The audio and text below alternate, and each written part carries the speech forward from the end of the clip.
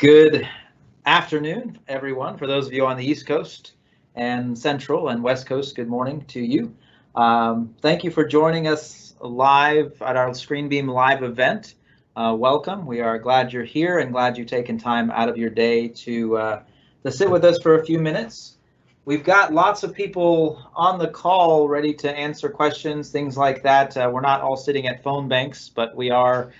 We have people sitting at their computers eagerly waiting to hear from you and questions, anything like that. If you have questions during the call, please feel free to use the Q&A section in the call. If you need to use captioning for any time in the call for any of the content, you can change or turn on closed captions for the call as well. And there's a little note on this screen that shows you how to do that.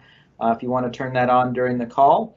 If you need to pause and come back to the call, you also have the ability to do that in the live event. So if you need to take a quick break and then come right back, you can pick up where you left off if you want to be able to do that as well.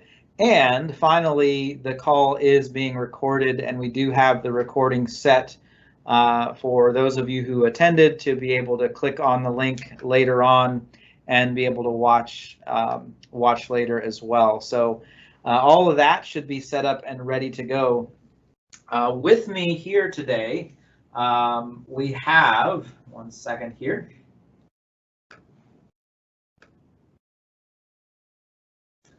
With me here today, we have myself, David Lopez, Senior Alliance Manager for our US EDU operations.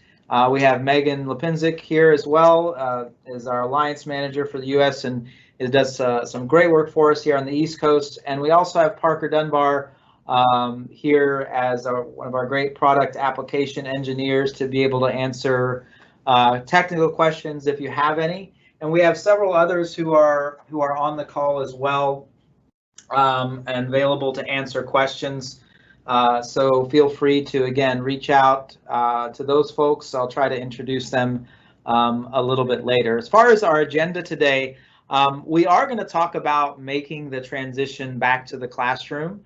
We are going to give a quick overview of our flagship EDU product, the ScreenBeam 1000, as well as multiple new features that you may not have seen yet. And we also are going to talk specifically about a new feature that we just added that we're really excited about. And in addition to that, we're going to do a live demo here of some of those features. So we'll turn on our camera and share what we're seeing here in our location. So you'll be able to see kind of a live demo of a few new things that we're excited to be able to share with you today. So making the transition back to the classroom, this is something that, you know, normally this time of year, we may be talking about what happens when we get back to school in the fall, and, you know, maybe we had some professional development during the summer, and maybe there's some new curriculum going on, and we're trying to learn that and trying to go through that process and get in that mindset, and figure out, hey, how do we get back to the classroom in the fall, what that's going to look like. But in our current environment, and I'm going to try to avoid saying, you know, the word that we're probably all thinking, but in our current environment, making that transition or going back to the classroom is a little bit different because there's so much going on. People haven't been in school now across the country for the most part for over a month now, and going on longer for some places, and it's been a little bit difficult to figure that out. Some teachers were just able to spend a couple of hours grabbing a bunch of stuff and getting back, bringing it home with them. And then recently, I think as schools are letting out, teachers are now getting a chance to get back in classrooms and figure things out. But as we figure out what happens when we make the transition back to the classroom in the fall, there's a lot of things that are different about that in our current environment. And at ScreenBeam, it's funny how some of the things that we've been talking about are kind of coinciding with the current environment, even though we really didn't plan this. The pictures and things that you're looking at right now, and even the next couple of slides, are things that we actually developed a while back, but all of a sudden they're becoming more relevant. And the idea of is something that's not new to teachers. The idea of beginning with the end in mind is not new to teachers, because you have probably all, and as I have and Megan have, know the term backwards planning. And sometimes in outside the education industry, you might call it reverse engineering. And Stephen Covey calls it beginning with the end in mind.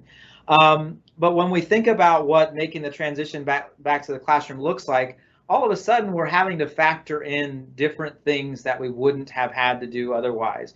Things like how people are going to feel about social distancing, how people are going to feel about the environment that you're in the classroom, the amount of space that you have in your classroom, the amount of touch points that you have in the classroom. And when I say environment, I'm not specifically talking about a pedagogy, right? But I'm actually talking about the actual environment and making that transition, because some schools are now looking at maybe using different spaces now for classrooms. Maybe they're opening up larger rooms or larger areas in the school to bring students into to allow for social distancing, or again to accommodate maybe teachers who are more comfortable in a more socially distant environment, and figure out how that's all going to work. And so that environment, you can see in some of these pictures, these are pictures that, again, we used before, but the idea of having some real flexible seating, a lot of things that are, you see technology in the room, but you also see the teachers or the people who are in the room spread out a little more, and you see that idea. And again, these are pictures that we used actually, in previous to all this.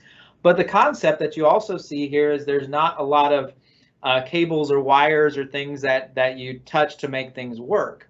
And that's not on accident. Maybe this is a way that this happens in these pictures, but when we're going back to the classroom and making that transition back, is that something that we have to think about now? Is it something we have to apply to all the pieces, all the places that we might be working?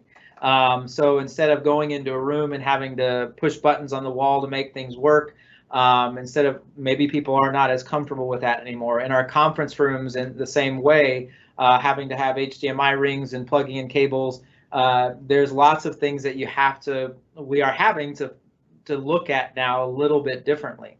And so when I go take it a step further and I look at this, again, this slide is also something that we previously developed, but I look at the idea of reverse engineering that model. What do I need? Where do I need to be? And then planning backwards to get to that point. And the concept that we have in these infographics and in these videos, and I think Megan's going to be posting links in the chat there to the video and to the infographics. But the idea or the concept is we really want to start with this idea of making our environment more comfortable for everybody. And what happens is in this case, when we're not getting rid of technology, I don't think that's going to be a plan for a lot of people, but we're trying to figure out how to make it work in a way that everybody's more comfortable with, and that there aren't as many touch points and things like that we have to be concerned about. So when you're planning that, when you're making that transition back, all of a sudden you're saying, okay, is a wireless display solution really becomes a first level thing that you have to kind of take care of in order to say, okay, after I have that established, then I can go forward and make plans for the other tools that I might be using. But if you bring in other tools and you say, okay, we're going to have these screens and we're going to have these devices that our teachers are going to use, and we're going to narrow it down to single devices. Everybody has a personal device, a personal tablet that's going to be the standard. And then in the end, you decide to try and add in something like wireless display, and you do it on the cheap, or you end up having to have a solution that doesn't work, or maybe it's too expensive, so you're having to rethink everything. You've already spent all that money.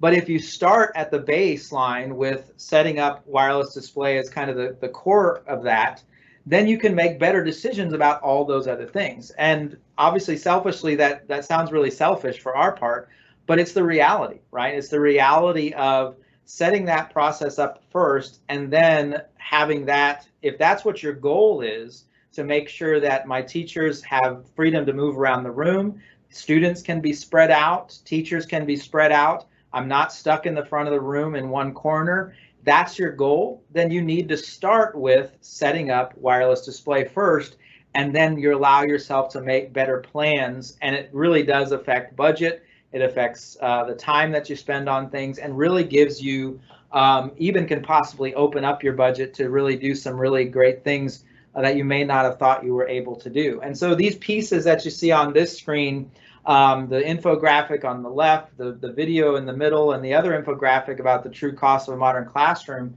all kind of help decide, help you at least have some information that you may not have thought about before in making that transition back to the classroom. And that's really what we're here to kind of, share with you on, not necessarily the product, even though we are going to talk about it, but it's the concept of what that means. And this doesn't just apply into your classrooms, but if you're an admin or if you're an IT person that's on the call, right now, and you're thinking about my conference rooms, my meeting spaces, media centers, collaboration spaces, those, again, we have to really be able to think about providing sources for people who are guests that come in, providing a solution for my employees, and all those spaces that minimize, or what we're calling kind of a contact-less environment. We're not going to get rid of that altogether, but it at least gives us some options to be able to do that. And that's really, what we wanted to be able to share on that side of things, to be able to, sorry about the slides here, there we go. So what I want to do now, for those of you who are not 100% familiar with ScreenBeam, but you do understand the concept of making the transition back to the classroom, what that means from an environment point of view, the ScreenBeam will give you a quick overview of the product, and then Megan's going to have a chance, Parker's going to have a chance to talk a little bit about some of the enterprise features and management, and then Megan's going to be able to share some of her experiences in the classroom and how it's now all of a sudden relevant to the way she did things a few years ago in her class with ScreenBeam, and how that all of a sudden that makes a big difference for us today. So the ScreenBeam 1000 EDU, the world's most advanced wireless display receiver with 4K. We really are providing a very robust solution. It's not a consumer-based solution, which many of you might be looking at for a solution for your classrooms. This is a fully enterprise-based solution that allows you to do some really great things with wireless display. And again, as I said, it sets that baseline for you to be able to build off of for your classroom environments. And this gives you connectivity on Windows, on iOS, macOS, Chrome, Android, and all of those connections are native connections. So we've been doing that for a while. You're going to start to see some competitors, people who are in the same space, saying, "Oh yeah, we can do app-free connections," but in reality, they're way behind where ScreenBeam is. We've been doing this for a long time, and we really have the most robust solution for this in the enterprise space. So things like wireless inking and wireless touch in Windows 10. We're going to show some demos of that, but the newest feature that we have called Ghost Inking, we're going to show that in just a little bit. The ability to even use the Wi-Fi hotspot. So one of the things I was thinking about just before this call is, if you wheel in the ScreenBeam to an open space and connected to a screen, and maybe there's a need for an extra hotspot that can actually be bridged to your network to create an extra access point inside that room, but it also gives you wireless display on top of that. So there's some really great features of that you can use in those spaces, maybe where you didn't have a classroom before, or you're looking at, again, expanding some of that environment that you're trying to work in. So lots of great features, and again, we're not going to get into all the technical details. This really isn't about a technical call. In reality, what ScreenBeam is, it's a box. It's a plastic box with a lot of stuff in it that a lot of smart people put in it. It's really about how you use it, and it's about how you think about your environment, what are the tools that you have, how you get a better return on investment with the tools that you have, because most of the tools that we're given in the classroom were not built to be plugged in and connected to a cable. They were built to be untethered. They were built to be used with touch. They were built to be used with two-in-one, devices, tablet devices, devices with pens. Those are the more robust experiences, and they should have something like ScreenBeam as their main connection to the front of the room to be able to share content in a classroom environment. It's simple connections. I'm not going to go through all these, but we have the ability, again, without any apps, to be able to connect to all the operating systems that we work with. And very simple in Windows 10 and iOS or Mac OS and Android and Chrome. So simple processes to make all those work. One of the videos I am going to show really quickly is the ghost inking video, which that's Jay's arm there, and you'll see Jay in just a second. But you'll see that the ghost inking feature, I'm going to pause it for just a second. The ghost inking feature that you have, that you're going to see in just a moment, what it means, if you've never used this before, is in wireless display. That's great that you have it, but with wireless display, you also sometimes want to connect it to a touch screen, but then you might lose that capability of touch in a normal wireless display environment. But with ScreenBeam, you actually connect the USB to the ScreenBeam itself, and you end up with a great wireless touch experience. Up until now, though, there's been a lag in the ink, and you'll see in the video here on the left-hand side, you'll see that the ghost inking is turned off, and you'll notice there's a significant lag in where the pen is catching up with the touch. But on the right-hand side, with ghost inking turned on, and again, this is a feature that's just built into ScreenBeam when you plug it in, you get an almost pen and paper-like experience, and it fills in that gap and really eliminates the latency, so that if you're using these tools and you want to make that work in a classroom or in a conference room environment, your brain doesn't have to catch up with, am I really writing, as I'm writing a sentence or a word or drawing a diagram. You kind of have to trick your brain to make it work, but with ScreenBeam, it really gives you the ability to have zero latency and a really good experience in both wireless display and wireless touch. And again, we've pioneered this with Windows in mind, because it is a great partnership that we have, but also gives us the most robust inking experience inside of an operating system. The next piece that we want to share that most of you, many of you may know about already, is Multiview Mode. So we had a lot of people ask for this, and we added it into ScreenBeam. It's in the ScreenBeam 1000, so you can see up to 4 screens at one time. Easy transition between all of this. You can turn on this mode, and for your big conference rooms with the big screens, you can have multiple people be sharing, and they can all be sharing real time what's going on their screens at one time. So very, very simple process, but is very useful in the right scenario. So that's also available. I'm going to give up the microphone for just a minute and let Parker jump in to help understand briefly why, where the CMS comes into this, the management system, and our new version of the management system. And then stay tuned, don't leave. Megan is going to jump on in just a minute and make some announcements about some new features that we've added to Classroom Commander. And I'm going to be really excited to share that with you guys. So Parker, go ahead and take it away. Hi, everybody. Thanks for joining us today. So some of you might already be familiar with our central management system application. It's a tool that's included with the ScreenBeam receiver, so there's no additional or ongoing cost. And it allows IT administrators to rapidly deploy devices, to configure them before deployment. And then once you've got those receivers out in the field, out in the classrooms, you're able to manage settings, firmware updates, and make these batch changes without having to go out and visit each individual device. So that's a tool that already was present and really helped simplify and was honestly necessary for a deployment at any scale. What we've done in CMS Enterprise is we've taken a lot of customer feedback and we have aggregated it and brought it together to take that management tool and really re-deliver it at a next level, more enterprise ready platform, and we're making this available to all of our education customers with the ScreenBeam 1000 as well. And again, in keeping with tradition, it's being provided at no additional cost.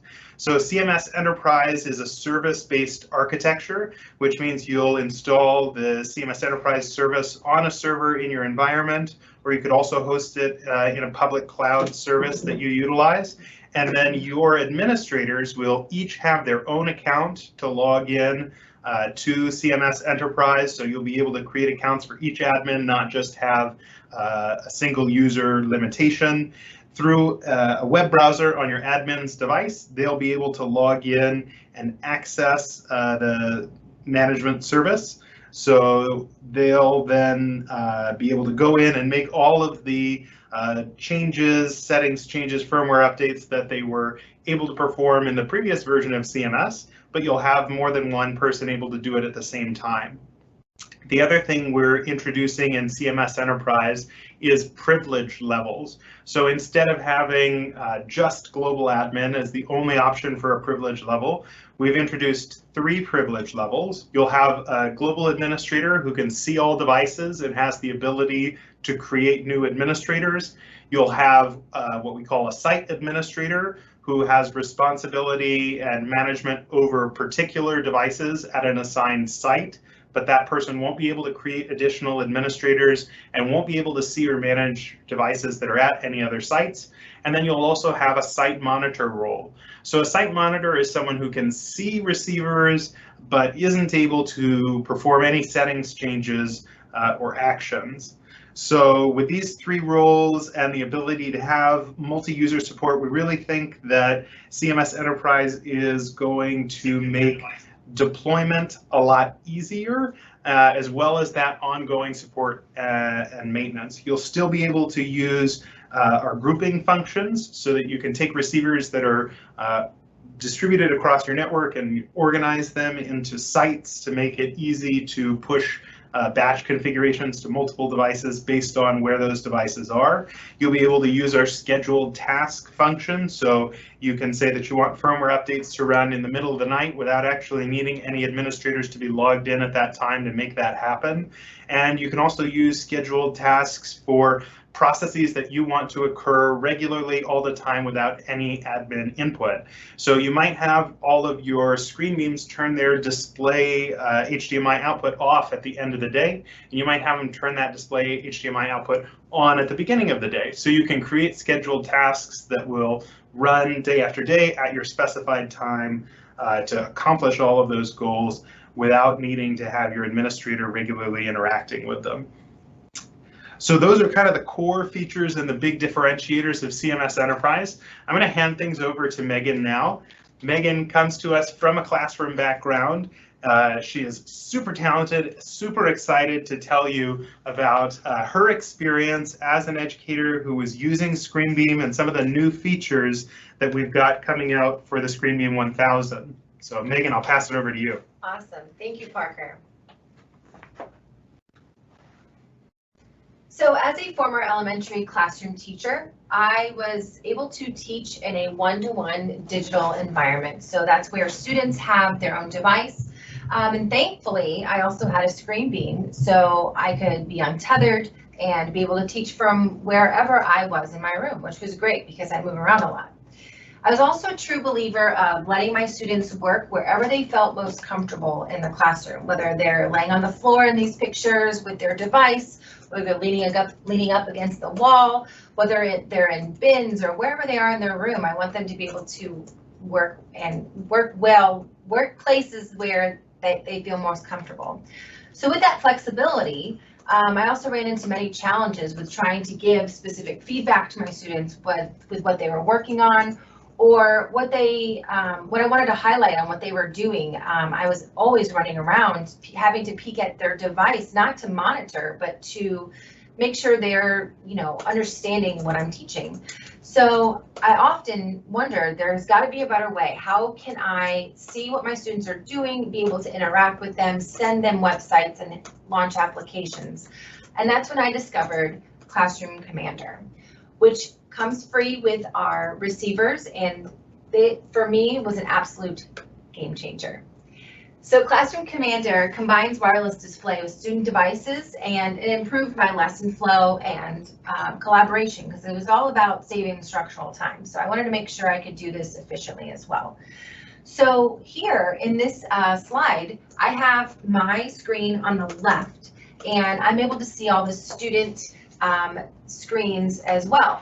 So there, I'm able to connect to the devices and through the ScreenBeam, and then I have my students connect the same way. So now I'm able to have a thumbnail of what my students are working on. So then I want to highlight exactly what one of my students are doing. So instead of having everyone run over to see his or her device, I can easily project what that student is working on into the front of the room. At this point, let's say I want to go back to what I was teaching. So I can just simply, with another click of the button, go into my OneNote, for instance, here and continue teaching.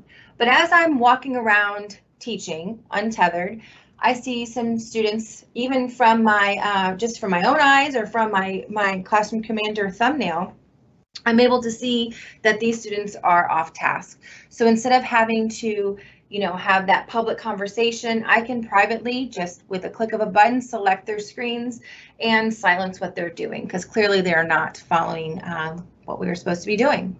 So instead of having to disrupt the classroom, I can just do that, and then they have their timeout or whatever procedure I had in place for that. So that I can continue teaching and using my OneNote.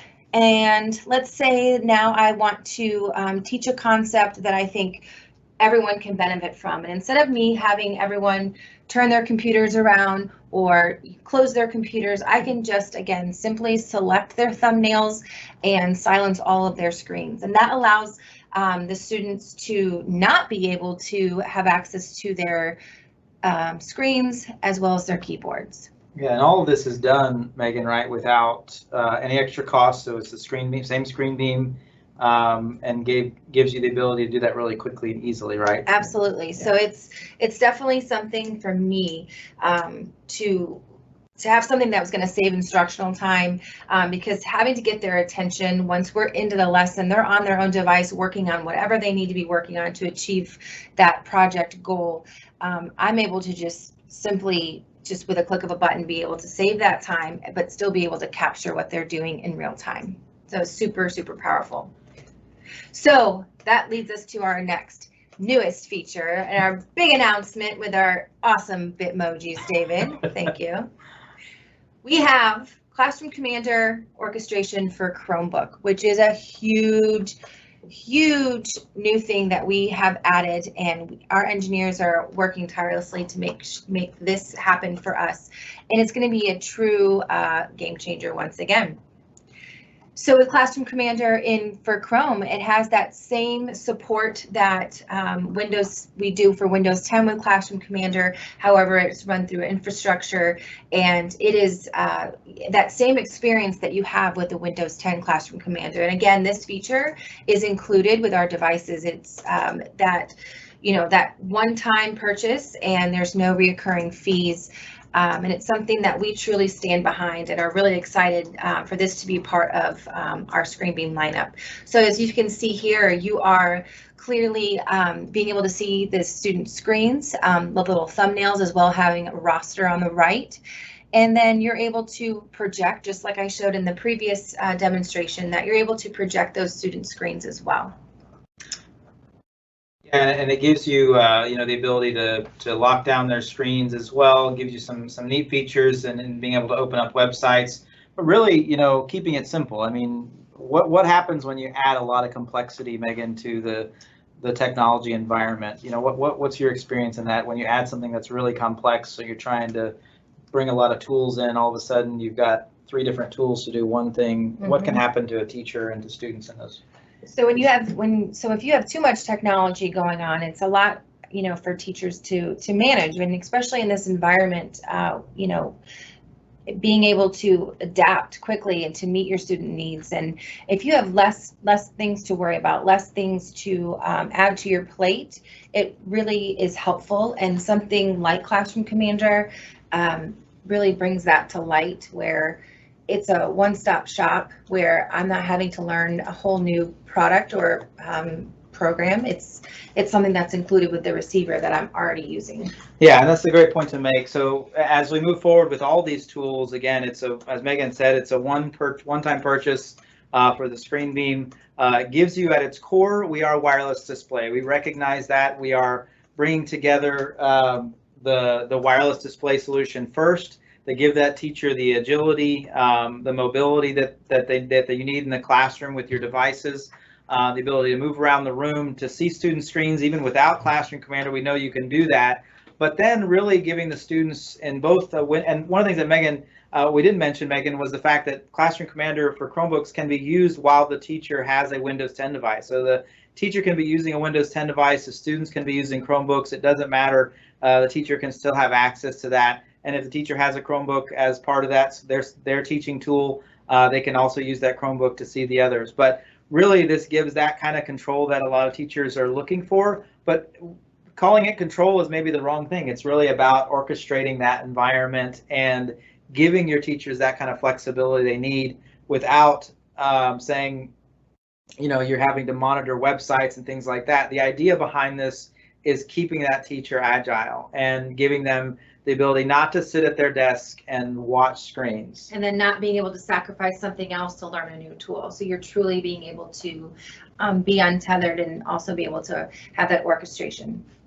Yeah, and so what we want to do now is kind of show a live demo. So that was our big announcement regarding the newest feature added to ScreenBeam, added to Classroom Commander. Again, that's all available for you to be able to take a look at, to demo devices, and you can see that now. But what I'm going to show right now is I'm going to get our camera turned on here. So let me switch over, and just one second, I'm going to stop sharing that screen. And I'm going to add our video and send that live. So you should see our video in just a moment. So what I'm going to demonstrate now is a couple different things. I've got a ScreenBeam connected here to our touch screen. And you can see I've got a whiteboard running if you're not familiar. And what we're going to demonstrate now is the ghost inking tools. And again, this is not something you have to turn on. One of the reasons why we're showing it in Windows 10 is because it's really the best case solution for that touch environment, and the fact that you can ink across any piece of the operating system. So in Word, in OneNote, in PowerPoint, even on the desktop, you can do some inking. You can do some screen captures and ink on those. Everything's kind of involved in that inking feature. Even in Excel, you can ink in that tool. So we're going to show. You can see on my screen here how seamless the touch is. I'm going to select and turn that pen off. There we go. And so now I have the ability to open up my pen tools. And just because I'm not using my stylus here, but you can see how quickly the inking is transmitted to my screen here. Really quickly, really easily. You can see how fast that is going from my touch screen. And in this case, if you're just using a device like this and having just a plain projector, that inking is really powerful because now you've got yourself a walking digital whiteboard. If you turn on your camera on your device, and I'm going to go out on a limb here and turn on my camera, you'll be able to see a little bit of our setup here. Well, now you can see me, but you can see I've got, wow, that's the twins. So now I've got my camera showing, but I can turn it around and show a live view of some of the content here. But what a great way to be able to utilize your device as a teacher and having that kind of agility. So being able to have that camera. And David, how far, if you were to step away and like if we were in a trade show or something like that, how far would you be able to walk with that, still be able to, and I'm going out on a limb here. Yeah, you got about 30 to 50 feet of mobility with your device. So being able to show, if you're a science teacher, being able to show dissection. Sarah Clark, I'll give a shout out to Sarah. She's a great science teacher, one of our ScreenBeam experts. She uses this setup and to be able to set up a dissection and be able to show that live to the rest of her students. So just that tool without a touchscreen is really powerful. ScreenBeam gives you that flexibility really quickly and really easily. But now with the inking that I just showed you and demonstrated, you saw how easy that was. But I'm going to show how Megan's going to show us really quickly. You can see the ghost inking, and you'll see on the screen, pay attention to this screen here. but also to the screen behind me. You can see how good the inking is, how seamless that is. It's really zero delay, zero lag. And it actually, if you could see a little bit closer, you might be able to see the little ghost inking tab, the ghost inking tab that's there. There you go. You can kind of see the little ink tool that's there right there behind you, but it's really an amazing piece to this. And you can see how even if I'm writing some math problems out, oops, there we go. You can see how quick and easy that is to be able to see that ink without having to trick your brain that it's not actually working. So some really cool demonstrations there of that. Again, this works with almost any touch screen and gives you that kind of flexibility in the classroom if you are going to use that. The next piece that I want to show you is the Classroom Commander for Chrome, and you can see I've got some of these Dell Chromebooks set up here on the desk here, and I've got the teacher device. I'm going to switch our screen over really quickly. Give me 1 second. And you'll see in just a moment, there we go, I'm in kind of a stasis mode, right? So now I've got, the teacher has the ability to see, all of the student screens on their screen, even while the ScreenBeam is still connected, right? So I'm still connected to the ScreenBeam as a teacher, but I can see live thumbnails of what's going on my student screens, and you can see all of that happening in real time on my teacher device. But now if I want to share my teacher screen, so I just click a simple button, click Display Teacher, select my screen, and you can see instantly it will show up here in the front of the room. So you see how quick and easy that was to be able to demonstrate that. I can then continue with my lesson, show my content, and be able to open up the tools that I need to be able to use in my class. There we go. Be able to open up and see the tools that I need to use in my class. But then if I want to share, in this case, we're working on, this is a paleontology class because wires are for dinosaurs. So I'm going to select and see what some of my students are working on. This student is looking at a website that I want to share with the rest of the class. So I click Display Student, and you see instantly that student is sharing their screen, sharing the content that they're working on. And I can have the student give some instruction about that content. I can have them present from their desk if they need to. But again, as a teacher, it's not about monitoring here on my screen. It's really about moving around the room, and as Megan said, giving you that flexibility that when you're ready to share, you can instantly go to your dashboard here, click a screen, and share what that student's working on. And just that knowledge, giving that to the student, saying at any moment I may ask you to share what you're working on.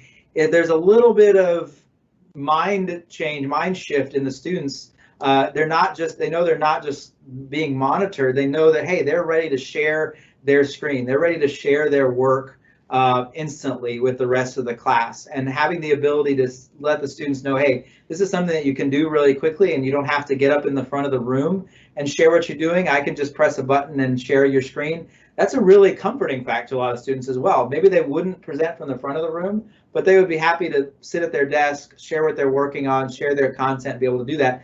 And the students, if they know they can do that, and you're doing that wirelessly without having them go up and plug anything in to make all that work, or share their files on a USB, or put them in a location for someone else to be able to share, it makes it really personal for them and gives them that flexibility. So then I might take a look at, this student here. Again, this is a paleontology class, and this student is a little bit off task. They're looking at Jurassic Park, so I may have a teachable moment here to say, hey, that's not the direction we want to be able to go, but I can still see that content. I wouldn't necessarily share that with the rest of the class, but I can see that live, and I can even monitor that on my screen. So if I display that, and then I want to get a closer look and make sure that student really is working on something that they don't need to be able to see, I can take a zoomed in view of that on my device. So I'm going to go back to my home screen, and I'm going to display my teacher screen here, and there we go. And so now I can even do simple things like select all the students and lock the screens down. You can see it locks all their screens, gives them the ability to pull in the attention of the rest of the class really quickly. Then I can also unlock them instantaneously and have that ability again to give them back control. I can open up a website on all their devices. by selecting, the website and inputting the URL and sending that out to the students. So it allows me to do that really quickly and really easily. In fact, let me see, just demonstrate that, and you'll see all the student screens are all now changing to the URL, so it sent them right to there. So you saw how quick and easy that was. And again, this is all happening because of the ScreenBeam and because of the teacher's ability to be able to share, even on a Windows 10 to Chromebook device, allows them to have that kind of control. Really exciting to be able to demonstrate this for you guys. It's been a long time coming to be able to put all of this together. Our engineering team is working hard to make this a really great transition for everybody. And as we go back to the classrooms, this is one of those things that we may want to consider, right? May want to consider giving the teachers that flexibility that they need to be able to feel comfortable in the room without staying in the front, without being stuck to the front of the room, but also giving them the devices that make sense in this environment. So the ones that give them the most freedom, the most, you get the most return on your investment, things like cameras and front-facing cameras and rear-facing cameras and ink and styluses, all of a sudden becoming more relevant because it gives you, again, that flexibility. But if you give the teachers that device and you make them go and plug it in the front of the room, you've really lost half the functionality of that. And that's really what makes sense in us talking about making the transition back to the classroom, is understanding that all those decisions could be based on saying, look, let's give them the right environment to work in, and then we can build off of that. And that's really why we wanted to have this conversation with everybody. And we appreciate everybody taking the time to meet with us today on this event. Are there any questions? Those of Megan, are there any questions that we should answer live, or are we good? Parker, did you see any questions? All right. I didn't see any questions coming through that we needed to answer live, but we'll give you a few more minutes. I'm going to put our contact information back up on the screen in just a moment. But what I would really like from everybody here is, if you are interested in getting more information about it, go to ScreenBeam.com.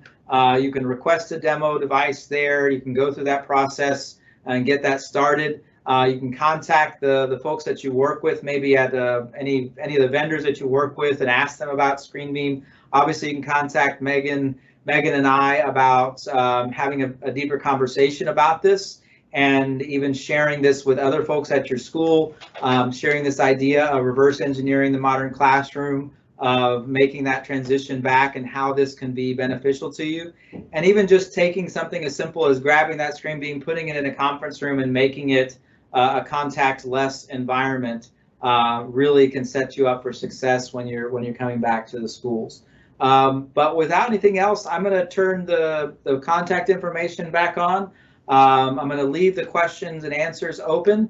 As I mentioned earlier, this will be immediately available for recording. Pardon me, for you viewing later and sharing. I believe we're going to post this also on our YouTube channel, so you'll be able to see this there after a little editing of some of the beginning and the end. But Megan and Parker, thank you guys for being here with me. Thank you, David. And to all those who are on the call, I think we've got Brett from the UK, we've got Darren Rank, we've got Ron Dominguez, Mike Ellenberger, our VP. I believe Jay Taylor was on briefly. Laura Nelson of our channel side as well is on. And Mike, do you have anything you want to say before we close out the call? Yeah, absolutely. So thank you, everybody, for joining today's live event. We really appreciate it. We hope that you found some golden nuggets in some of this information that we provided. And I want to let you know that our education practice is very specifically dedicated to your success in the classroom. And you have that opportunity to engage with experts like David, like Megan, both former classroom teachers, both education technology experts. They're really part of our consulting practice. That is our way of engaging with K through 12 education. And then, of course, for IT folks, there's also technical experts like Parker Dunbar, who leads our product application engineering team. So please feel free to call on those resources, and we hope we have the opportunity to talk with you more about your individual needs. And thank you, Mike. Thank you so much. We really appreciate it. And appreciate your endorsement here. Let me see if I can get our contact screen back up here. There we go. So there's our information. Again, please feel free to reach out if you have some questions. Thank you for thank you for joining us. We've got on the call, we've got about, oh good, we ended at a pretty good time, 2:45, not too bad. If you have any questions, again, now is a good time to ask them. We've got some great experts on the line, so feel free to do that. But if you would like to head out and get back to the rest of your day, thank you for joining us from Megan and Parker and myself. It's been a great time to be able to do this with you. We hope to do this again soon, be able to share some things this way. But again, thank you, all of you from the ScreenBeam team as well who are on the call. We look forward to working with any of you who are ready to do this. Hope you guys stay safe out there. Have a great rest of your day, and thank you again. We'll stay on for just a few more minutes for any questions you have, but I'm going to turn the mic off, and we'll go from there.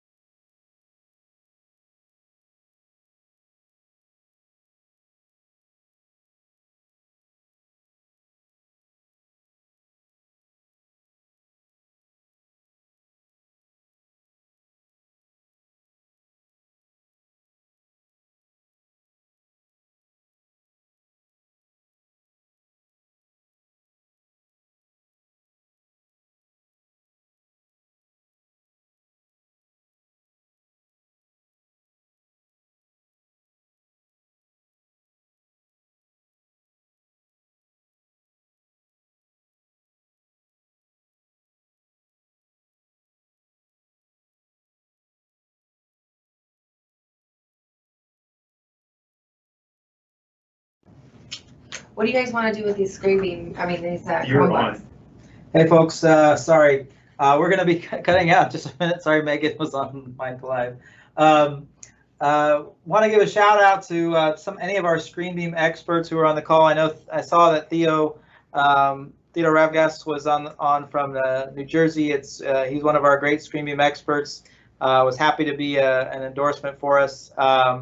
But we do have, if you want to look at our ScreenBeam website and look up the experts, we've got tons of expert educators from around the country who use ScreenBeam at a really high level. We're excited. We're partnering with one of the premier training organizations in the country in a little bit to do another one of these type panel webinars where I'm really excited about. So stay tuned for that from our website. I don't think even Mike knows about that, so that's news to him. But surprise! But we're really excited. Some things coming up. So stay tuned to ScreenBeam.com. Follow us on Twitter at ScreenBeam. And we're going to go ahead and sign off now. Looks like the questions have subsided. So take care till we see you next time, and have a great rest of your day.